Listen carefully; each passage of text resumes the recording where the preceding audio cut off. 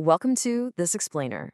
Look, the hype is absolutely real. Grand Theft Auto 6 is finally happening. The trailer reactions were completely wild. And we actually have a launch window. But if you're tuning in from Pakistan, you've probably got one very specific, very pressing question on your mind right now.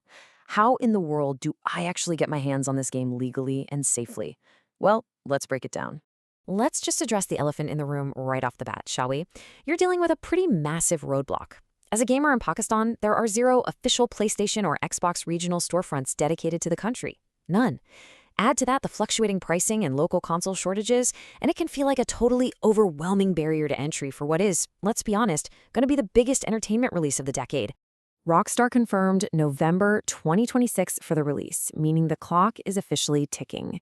And yeah, I know, it sounds like it's a ways off, but navigating these regional hurdles, it actually takes a bit of preparation. You really do not want to be scrambling on launch day, getting hit with error codes while the rest of the world is already exploring Vice City. You need to get a solid plan together right now, and that's exactly what we're going to build today. Let's dive right into Section 1, Navigating Regional Store Locks. First things first, what hardware are you actually going to need? Rockstar has officially confirmed that GTA 6 is launching on the PlayStation 5 and the Xbox Series X and Series S. Those are your day one systems.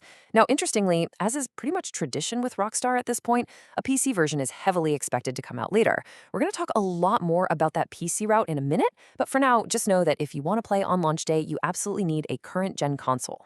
Here's the really crucial thing to understand about region locking. The console hardware itself? Totally fine. It is not region locked. If you buy a PS5 locally in Karachi or Lahore, it's not restricted to a specific country's games. The actual hurdle is your digital store account. If you want to buy GTA 6 digitally, your plastic box doesn't care where it is, but the digital storefront definitely cares where your account says it is. So, to bypass this whole missing storefront issue, there's a tried and true method used by Pakistani gamers. You just need to create a digital account based in a supported region. You're going to want to set up a US, UK, or UAE PlayStation Network or Xbox account. We recommend these specific regions because digital codes and gift cards for them are just way easier to source locally, which actually brings us right to our next major decision. Section 2, Choosing Your Path, Physical or Digital. This is where you really have to weigh your options. On the physical disc side, you're looking at waiting weeks after the global launch because local gaming shops literally have to import the physical copies. You're going to get hit with high import markups, customs duties passed on to you, and forget about pre-order bonuses. On the digital side, though, instant access. You play the literal second the game unlocks globally. The cost is the standard retail price plus whatever transaction fees you incur, and you get all the pre-order perks. Digital is definitely faster, but it does introduce a brand new challenge. Which brings us to Section 3, Solving the Payment Problem. Now, here's the tricky part. Your local Pakistani debit and credit cards, they will almost certainly get blocked if you try to use them directly on a US or UK console store. So here is the foolproof, three-step workaround to securely fund your digital wallet. Step 1, create that foreign account, US, UK, or UAE. Step 2, buy a prepaid PlayStation or Xbox gift card in that exact currency from a local reseller. And step 3, redeem that code to top up your digital wallet. You're basically using the gift card as a bridge between your local money and the foreign store. But hey, if hunting down gift codes from third-party sellers sounds like a hassle, there's actually a pretty sleek alternative. You can use virtual international cards generated by local Pakistani fintech apps. A lot of the modern mobile banking and digital wallet apps let you spin up a temporary virtual Visa or MasterCard that is fully authorized for international foreign currency transactions. Sometimes these will link straight to your console's store account, completely bypassing the need for gift cards altogether. Okay, I really need to pause here for a second. This is absolutely crucial. If you go the gift card route, only buy from verified sellers. When a game of this magnitude launches, scammers swarm platforms like OLX or Darez trying to peddle fake or already redeemed gift cards. Do your homework. Check the seller's history.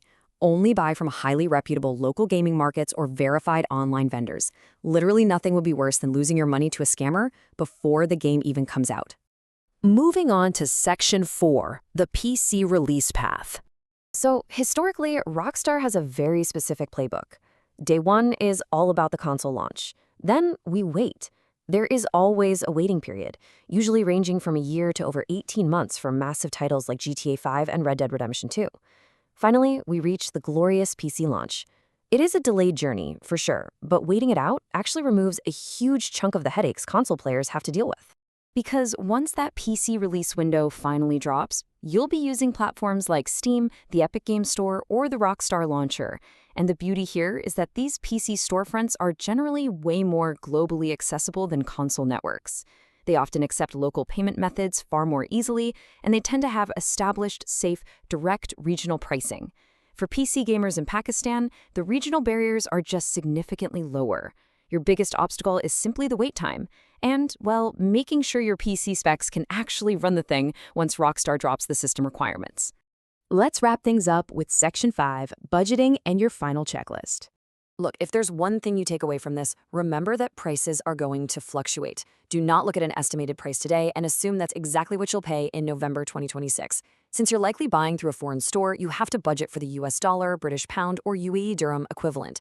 You absolutely must calculate that against the daily, live PKR exchange rate at the exact second you buy your gift card or top up your virtual card. And always, always factor in potential transaction fees from your bank or any markup from the reseller. So let's put it all together into a final, actionable checklist. This is your roadmap for launch day. Number 1, lock in your platform. Are you going PS5, Xbox, or waiting for PC? Number 2, if you're doing consoles, set up your foreign region store account today.